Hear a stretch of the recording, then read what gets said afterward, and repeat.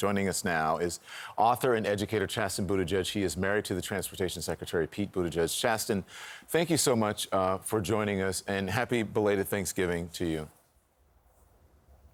Good morning. Same to you. Thanks for having me. You have been outspoken on these issues. After what happened in Colorado Springs and what these families are dealing with, how are you feeling? What's important to you this morning? Yeah, it's tough. It's hard, and it's definitely hard being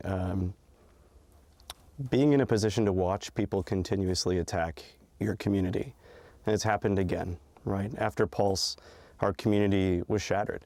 And seeing this happen again, and seeing what's happening with the rhetoric surrounding it is certainly painful.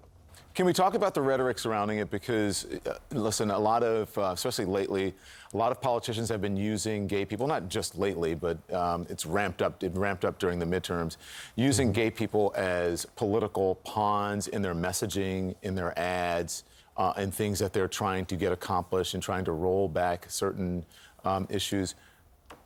How do you respond? Yeah, certainly it's uncomfortable watching them try to have it both ways. They spent the entire midterms, and for many of them, they've spent their entire time here in Washington attacking the LGBTQ community, attaching awful, terrible labels to any LGBTQ person, attacking trans people specifically. And then something like Club Q happens, and they want to send us our thoughts and prayers. And I know these Congress members understand that words have meaning. There's power in the way we use our words for good or for bad. And they have created a very dangerous atmosphere for LGBTQ people with their language.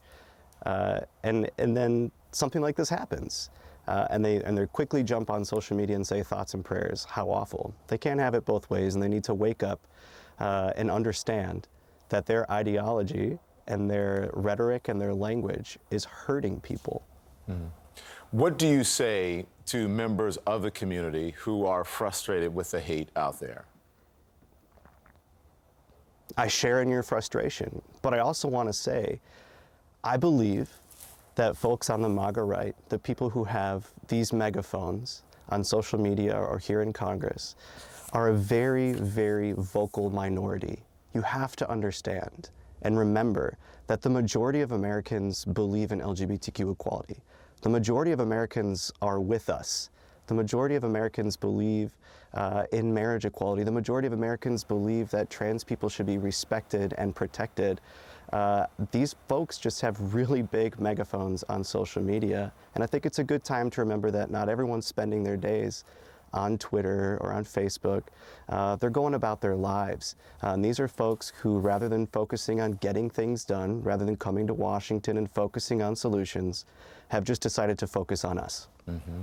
Listen, Chasten, normally I don't like to give things like this oxygen, but I think it's really important. One, because of what's happening. Two, because you responded to it, and it was a direct criticism and attack on your husband. This is Fox News' Tucker Carlson attacking your husband and about this tragedy. Watch this. Pete Buttigieg wants to talk about identity. He always wants to talk about identity.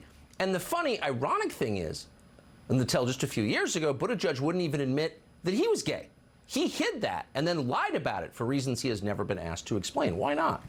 But whatever. Now he is happy to use his sexual orientation as a cudgel to bash you repeatedly in the face into submission.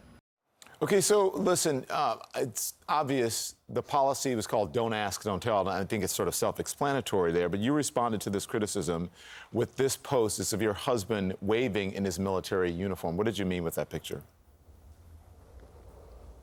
Well, I meant what you just said. My husband served under Don't Ask, Don't Tell, which meant that he would have been discharged from the American military had he come out of the closet. I know in the clip, Tucker Carlson goes on to talk about how it seems that my husband only wants to talk about identity rather than his job. And I would just love for him to follow Secretary Pete on Twitter. He can follow along all of the things that are happening at the department. But remember, this kind of rhetoric is easy. It's so easy to attack people and to go on your talk show and fire people up about something that's not actually happening. I love my husband deeply. I know he's a committed public servant, and he has everyone's best interest at heart. I just think these people, again, with these megaphones, they have a big platform, and rather than focusing on real issues, people's lives, making them better, they've decided to focus on hate. Listen, I like to focus on the reality of America, and that is there are members, gay, lesbian, bisexual, transgender community who are doing things and having great interactions with their families and sitting around and, you know, talking about all of these issues. I'm a member of a family like that, and understand you have twins now. And I am wondering how you spent your Thanksgiving, and was it great, and did they eat way too much? I hope they did. Oh, they can polish a plate quite well. Thanks for asking. We had a lovely day. They are walking and talking and the most beautiful babbling, you know, having conversations with you, but there aren't words yet. We're destroying everything that we can get our hands on. So it's lovely to have this time to spend together as a family, and without bringing too much politics into it. I know that we're on the precipice of a marriage equality vote, and for any senator out there who's wondering whether, you know, they should vote yes or no, I invite them to get to know my family, spend some time with us the way we spent our Thanksgiving yesterday, just a family doing everything that everybody else was doing, you know, spending time on the floor, playing with toys, eating a good meal, and enjoying our time together. That's why I brought it up, and it's a good thing to end on. You're right about the marriage equality bill, and listen, I think it's wonderful to see your family. I know that it's tough when you are married to a politician to talk about these sorts of social issues independently of that, but I think in this day and age, people would say that it's definitely necessary when you consider what's happening with the hate that's out there. Cheston, best of luck to you. Yeah. Happy Thanksgiving and happy Thank you. holidays to you. Regards to your husband as well. Same to you. Thank you.